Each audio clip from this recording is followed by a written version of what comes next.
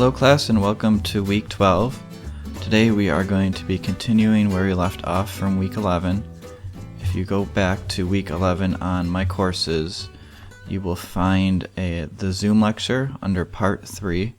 Make sure you've watched this lecture before you watch this one, and you might also want to review the last 20 minutes or so of this lecture as well. We are going to pick up where we left off on our modular site. Let's do a quick review of where we left off last week. You'll recall that we added some content to a database table called Travel Site Pages. I added 5 pieces of content here. We also resurrected that modular home page here, and I've set it so that the content on this first window is pulling from the database here in phpMyAdmin. And if you take a look at our code briefly for review, you'll see we've connected to the database, we've written a short query. You'll see this query we've hard-coded in the ID of 1, which happens to be, if we check our database, that happens to be our home page. And we've limited our results to only return 1 result. We then ran the query here using the MySQLi query command, and then we cycle through the results using a while loop. Now in this case we only return 1 result, so perhaps a while loop isn't needed, but I just want to show you guys this consistent way of doing it, and in this case we're safe to assume this while loop will only execute once and will return our results. Our goal this week is to make our site fully database driven. So we are going to set it up so instead of just our home page being brought in from the database, we would also like to pull in these other 4 pages. And in this case we don't want to hard code in the value of 1. What we want to do is we want to add a get argument to our URL here. So I'm going to add a page argument here, and we'll set the page equal to 1, 2, 3, 4, or so on. And that ID that we plug in here is going to correspond to the ID that we have in our system. So that way we will not be hard coding in the ID here any longer. This also means that we are only going to have 1 PHP page in our actual root. We're just going to have this one index.php page that is going to load all of our pages no matter what page we want to load. The thing that is going to change here is the get argument. Now this might not be the way you want to do it in your project. In some cases you might want to have a unique URL for each page, but in this case I'm going to pretend we're building something like a blog site where we might add or remove content. We might post a new article every single day, so in that case we aren't going to want to create a new PHP page every time we create new content. Instead, we would just want to have a list of our content items, and then we would update and go to the newest article by just incrementing the number here. The first step we need to do then is we need to get that get argument in from our PHP code. Hopefully we already know how to do that. We are simply going to create a new variable, and we're going to say page, and we will set that equal to the get. Once again, that's one of those super variables that we can use. And then inside of the quotes we are going to enter in the name of the variable. In this case we are going to use ID to signify the page that we want to load. Once again, that ID should match up to one of these 5 IDs here. Now we will want to do some detection here to make sure people don't put in invalid IDs, and to also ensure that people actually input an ID. I might skip some of that for now just so we can get the basic idea working, but essentially you would probably want to add an if statement like this, where we might want to say if is set this get ID, then you could go ahead and assign this to a variable. And if it isn't set, then this else statement is going to execute, And then we maybe want to display an error. So we could say, you have not entered an ID. In this case, though, let's set it up so if they don't enter in an ID, we'll just assume that they want to load the home page. And if you recall, if we go back to our database, our home page has the ID of 1. So let's say if it's not set, then we set the page is equal to 1. We probably will want to do an additional error checking here as well. We want to make sure that a number is actually put in. We don't want somebody to come in here and type page equals this. That would actually get put in to the MySQL query and could cause a security concern. This is also important because it is going to be a grade item for your project 2, your individual project part 2.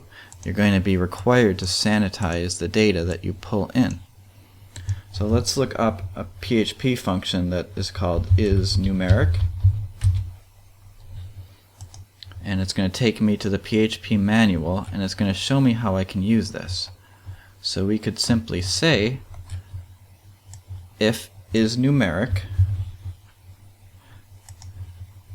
So we're saying if it's set first, then we're going to be inside here. Now we want to do a double check to see if isNumeric. And this is also going to return a boolean, a true or false. So I could say if isNumeric page, then we can say, let's just make sure this is actually working before I try plugging it in to my query and doing all this. This is how I like to program. I like to just take it step by step. So we're going to say is a valid number, or we can say ID is provided but not numeric. And then if they hit this, we'll die and we'll say the page number not provided.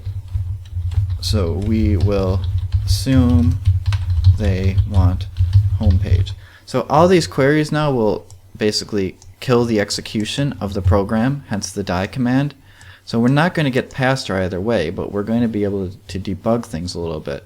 As opposed to just trying to plug this into the query and hoping for the best, I want to see what's going to happen before we get to that point. So I'm going to save it, and let's go back to our page.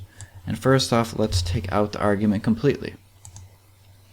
And now you'll see our template is no longer working because we've used that die command. So it's killing the execution of the PHP before we get to the header include. And it's saying the page number is not provided, so we will assume they want home page. So that's working okay. Now let's try feeding it a page number, but let's feed it a letter, like A. Now we do have a problem here. You'll see it is still saying the page number is not provided. So we have something going on here that it's not detecting this variable. And that's because, if you remember, I use the variable name of ID, and here I was accidentally calling it page. So I'm using get ID, so that means that this URL argument also has to be called ID. So let's try this again. We'll say ID equals D, and now it's going to say ID is provided but not numeric. So it's hitting this on line 19. Finally, let's actually pass it in a number. So I'm going to pass it an ID of 3, and now we're saying the ID is a valid number. So at this point I can kind of assume that I've been able to successfully get my ID, and I know that it's a number. So we can now hopefully safely use this in our query.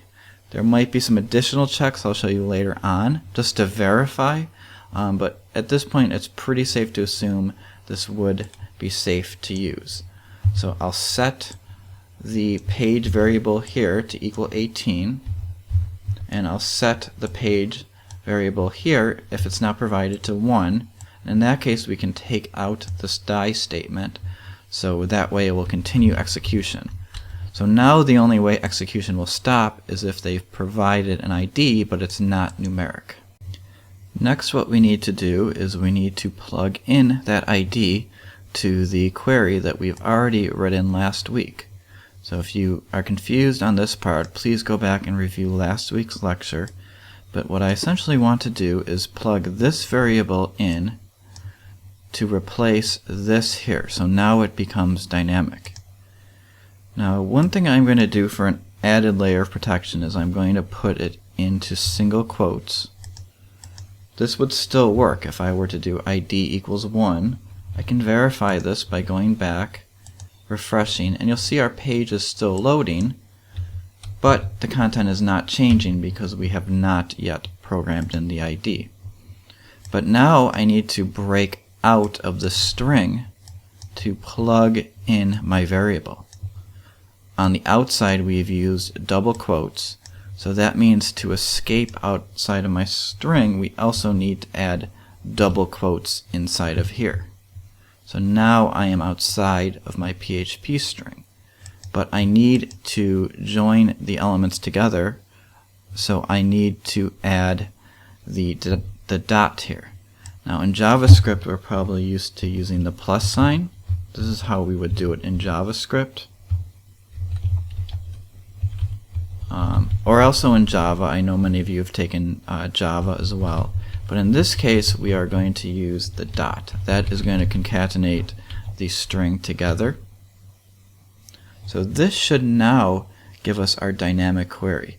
And what I also like to do is I like to also use that die command here to print out our query and ensure that it's actually working. This just saves me time down the road, because if I start plugging it in here and something doesn't work, I'm not sure if it's because of this or if it's because of this. So what I like to do is echo out the query that I get here, and I am going to go and I am going to now change this to 1 and refresh, and you'll see now it's going to change this ID dynamically. So let's change this to 2. And you'll see the 1 has now changed to 2 here. Now the nice thing is, since it's printed out this query, I can actually copy this and bring this into phpMyAdmin just to give it another check to make sure the thing is actually working. So let's paste it in here, and we're going to hit go, and you'll see we are getting no results. So let's take a look here. That's probably because we don't have anything with the ID of 3. So let's try this one more time, but let's use the ID of 4. I'm going to copy this, and I'm going to paste this in. And now you should see we are getting our 1 row result here. So we're making some progress. We know our query works. So the next step would be to remove this die line here, and to actually have this query execute on line 28 and then loop through the results here. Now the nice thing is we built all this code last week, so we know that this code already works. Typically, I would write this line and then I would write this line, but in this case we've already built a sample application, so if everything works as planned, we should just see the content changing dynamically here. So let's first off, let's take out the argument, and we need to also save it here.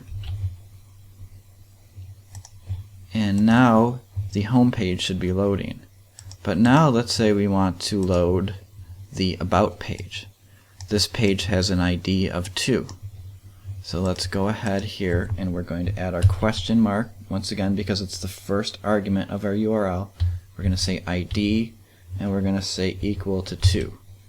And now you'll see the title of the page has changed as well as the content. We could also change this to be 4, which would load the contact us page, and we could change it to be 5, which would load the references page. So this is all good, but the problem is, we need to know this ID. If somebody is visiting your site, they're not going to know to change this ID. So the next step would be to list out our pages. So we can make a list maybe down here, but in this case I am going to make our navigation populate with these 4 items here. So this is an okay example for now. If you were building an actual blog site, this would not be the greatest idea, because once you added maybe 10 or 15 blog posts, this navigation would start becoming too long. You would want something like a list instead. But for this example, I think it's okay. I'm just going to have our navigation update according to what we have in this database. Let's go ahead then and open up our navigation include. As you'll recall, if I look back at our code, we have not put the navigation here. We didn't hard code it in here. We've instead put it inside this include. So that way we can make a change here. We don't need to change it on 4 or 5 or a dozen different pages. So once again, this is going to be how we want you to set up your individual project. So this modular site and what we're doing here is really important to follow, because this is kind of how we want you to also build your individual project. If you don't have your code in these includes, or you repeat your code, you're going to lose points there. So let's go ahead and open up this nav.php. I'm going to go into CyberDuck here, which, as I mentioned before, is similar to FileZilla, but it's going to allow me to edit things without having to manually upload them each time to Serenity. So it's just making things a little bit easier in my video demo. And I am going to find that navigation, or nav.php. Now what I did here is I put it in the assets folder, and I've put it in this inc folder. Once again, this is how you're going to want to also arrange your site on the individual project.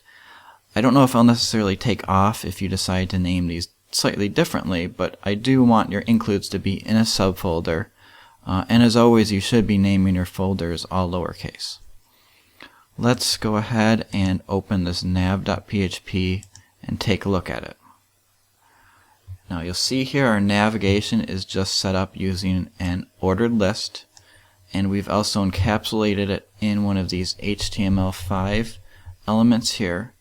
You'll see it has nav here and nav here. This isn't required, but this is a good step to do because it will show screen readers and other accessibility tools that this is where your navigation actually lives.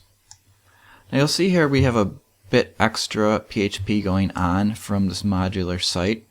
So it's a little overwhelming when I first take a look at it, but this part here you'll see, and we have it listed here, here, and here, is essentially an if statement. Now it's kind of an abbreviated if statement. You'll see we don't actually have to write if, and instead of having the brackets we have this question mark. So this is kind of a shorthand way of doing an if statement, and I'll cover this a little later on. But this part is what's going to facilitate underlining the active page that we're currently on. So for now I'll just take these out just because I don't want to clutter up our code too much. I want to show you the essential parts we need to change, and then I'll add that part in a little bit. So now you'll see that in fact on line 18 these 4 pages are actually looping through here. We can see it in the source code.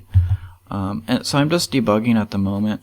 You know, what I might want to do is add a little bit before this variable just so I can find it easily. So I'll say nav item, and once again I use my dot instead of my plus sign. I'm going to save it and refresh. So this just makes our debugging process a little simple, a little easier to see. So I've successfully looped through and printed out my 4 navigation items, so we're probably half or 3/4 of the way there. What we now need to do is plug it in. So instead of just printing these out up here where they're being hidden by this black border, we want them to echo out here. So let's take another look at our HTML code. You'll see we have our navigation block and we have our ordered list. So if you think about it, these are the things we actually want to have duplicated. This li. We want to have 4 li's, but we don't want to have 4 ordered lists. We only have 1 ordered list, and inside the ordered list we have 4 items. So what I can do to make this work is I could move, there's a couple ways to do this. What I'm going to do is I'm actually going to move this PHP code and I'm going to put it inside our ordered list. So this will ensure that I'm not printing this OL out 4 times. I only will be printing out the LI 4 times. You know, we could have also moved this above it and then just put the while loop in here as well. There's a lot of different ways we could have done this. This is just the way I'm choosing to do it for now. So we have our navigation, we've went into PHP here, and we have our LI item. But what we want to do is we want to have this LI inside the while loop. We want it to print 4 different navigation items. So I'm going to cut this LI out here and I'm going to put it inside of our while loop. So now we should get 4 menu items. Now you'll see that this isn't working correctly because we are still in PHP and now we're trying to echo out HTML elements here. So if I were to try to save this and execute it, we would get some sort of error, or in this case it would just break completely. So what I need to do once again is I need to exit out of PHP, I need to run my HTML, and then I need to go back into PHP so that this curly bracket is rendered and our while loop can continue. Let's take out this line. Now let's go ahead and save. And now what we would expect to happen is this while loop is going to execute 4 times, but we haven't yet put in our actual page name, so it's just going to echo out this about 4 times. Let's go ahead and do that, and you'll see here that in fact it's echoing out the about 4 different times. So we're making progress here, we've gotten this working, and it's important to see here that we can escape PHP and we can go back into HTML, and it still adheres to the while loop here.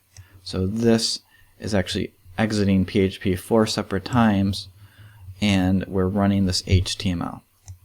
But the thing we need to do now is we need to change the name of these variables.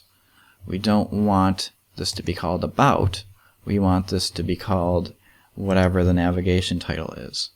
So once again, we should remember this part. I'm going to use this variable that I've created to get the title, and I'm going to replace this about with this variable. Now you'll see here we've escaped PHP, so we need to once again go into PHP on line 16. So you'll see how this is starting to get a little bit confusing. We're exiting PHP, we're going back in, but if you just take it slow and work your way through it, I think you can get through it. So we're going to go into PHP, we're adding our PHP directive, and I'm going to go ahead and just close out of it too, so this way I don't forget to do it later on. So now we can put PHP between these 2 brackets. And what I'm going to do is use our echo command to print out. And what do I want to print out? I want to print this navigation title. So let's go into here, paste this here, and it's wrapping to the next line, but essentially this should be printing out our navigation title.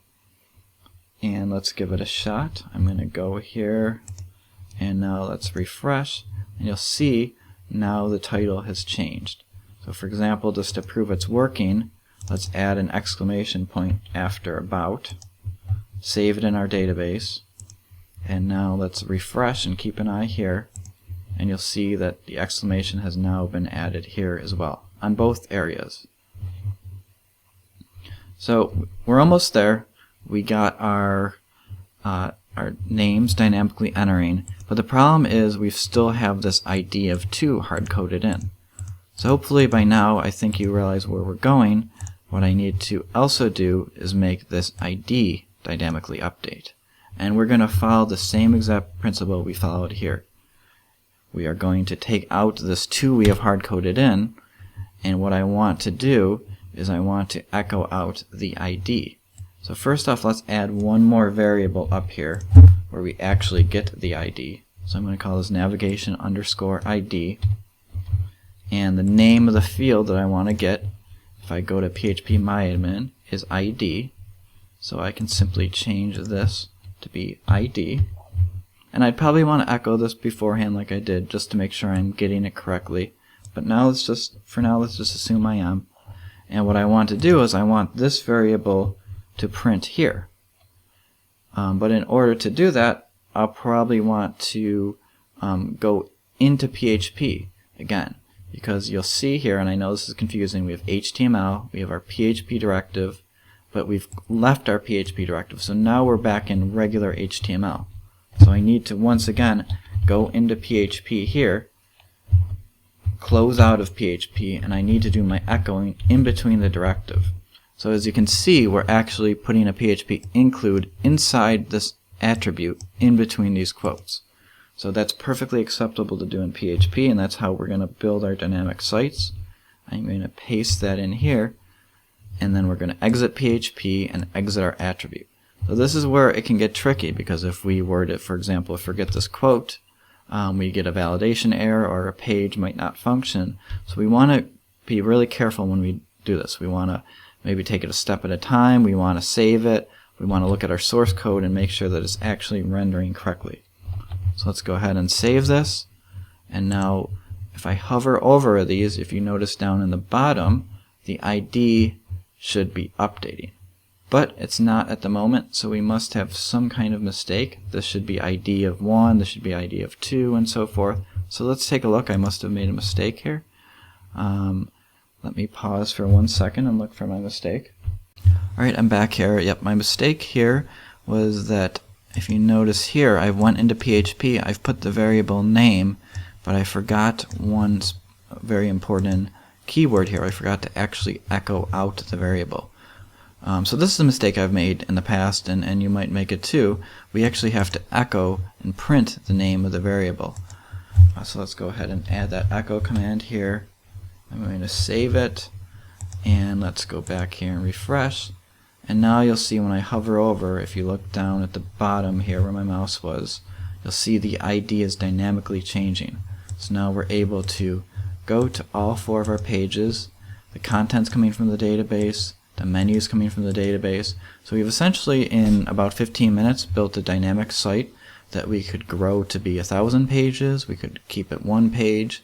The one problem I mentioned with this is that the menu would eventually get too long and cause problems, but this is the building block that we're going to need to use for individual project part 2. The final item I'd like to cover for today's lecture is let's set it up so that the active page that we are on stays selected. So we want that little blue line to continue to be selected when we're on the About page. We talked about this in Web and Mobile 1.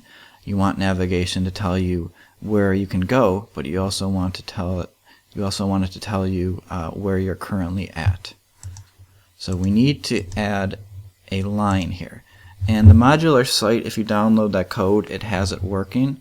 What we've essentially done is we've used that alias name to build an if statement. So this is why it was important to add this alias. We're going to use this as an easy way to build an if statement to determine what page we are currently on. I've gone back to my index.php in brackets, and what I want to use to build my if statement to determine what page we're on and then to underline the page is I want to use this alias. Remember, this was that system name that I gave each page. This is going to make it easy to build an if statement for.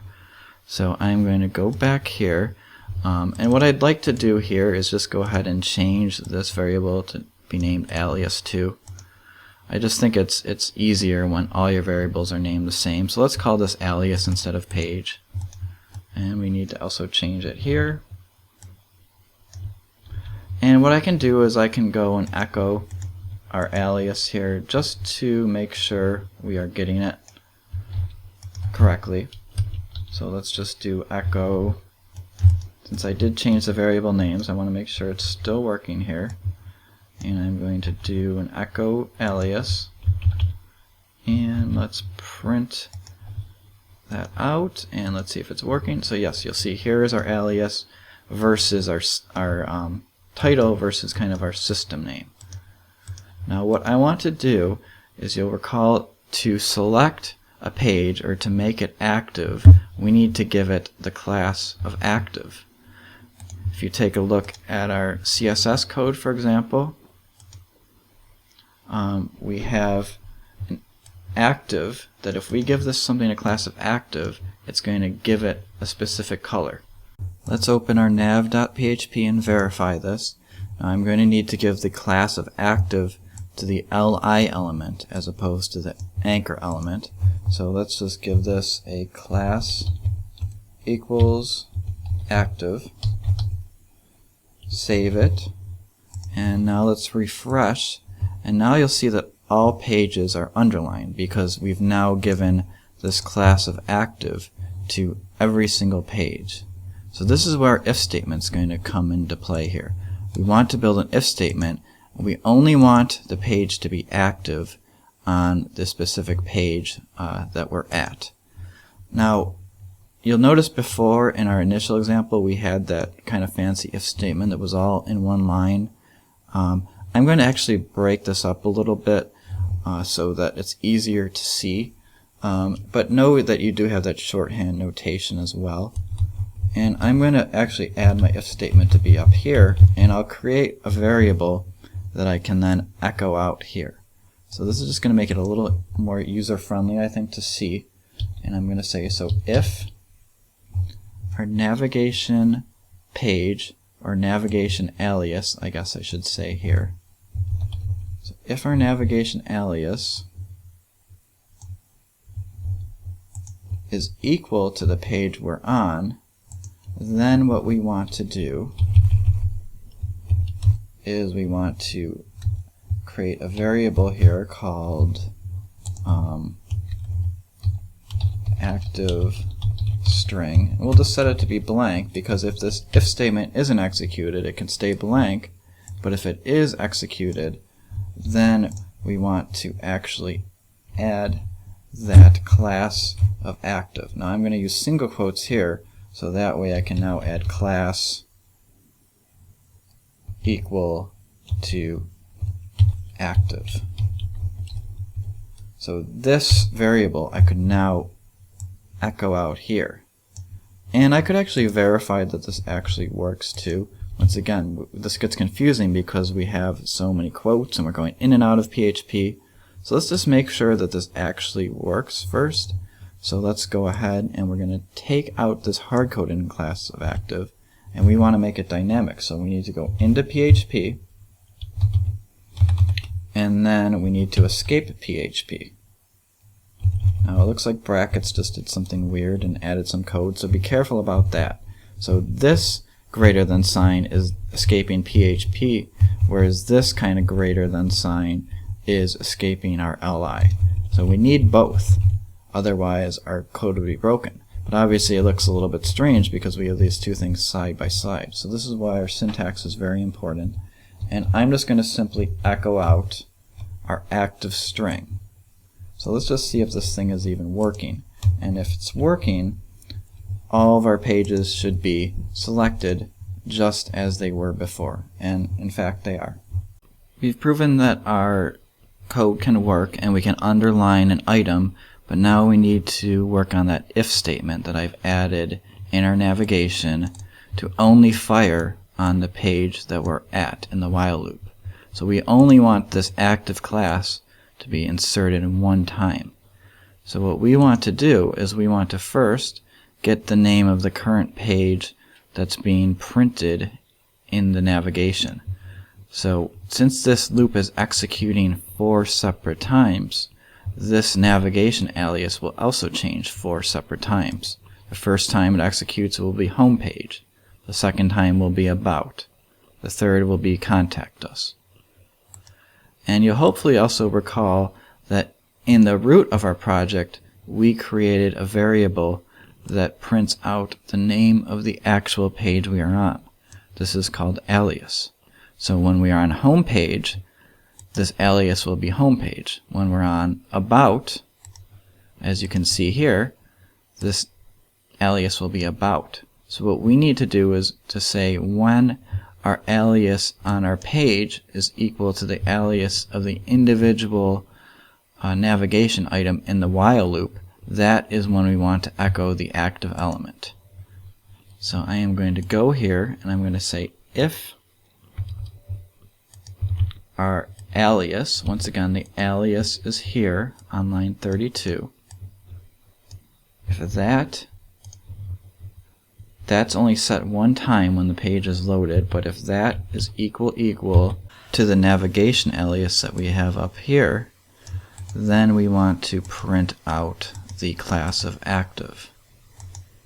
Now we can verify this by saving, and let's go in and see if this is actually working. And now you'll see, depending on what page I go to, the underline now is reflected as each page being active. Now if this part confused you a little bit, building this if statement, what I'd encourage you to do is do some echoing out of the variables beforehand. And this will kind of help you build that if statement beforehand. So what I could simply do is I could say something like echo going through the while loop, the current page is alias, which once again we set on the index, and then I could say the current item in my while loop selected is navigation alias. So now this kind of shows us how that code and how that logic is actually working here. And these are going to be the things you're going to need to think through while you're building your project. You're going to need to figure out some of this on your own. Obviously, if you get stuck, please set up office hours, but you're going to need to do a little bit of planning and logistics to set this up. Now, hopefully this is a little bit easier compared to some of the stuff you had to do in your Java or Python classes, but it's the same principle. We're going to need to figure out some of this on our own. I'm not going to be able to give you all the scenarios that will apply to your project. Please check back Monday afternoon, and I will have another exercise and some more reading posted. So this week I am breaking up our topics into how we would do it in class. We have a topic posted for Tuesday, and we'll probably have a topic posted for Thursday. But I'll try to post the topics as soon as I finish them. But make sure you keep checking my courses throughout the week. Also check the Slack room and your email. I'll try to post when I add something to multiple channels. And once again, if you need help during my office hours, please utilize those hours. I've been helping out a couple, but I haven't had many of the past 2 or 3 days, so please don't forget those are a possibility.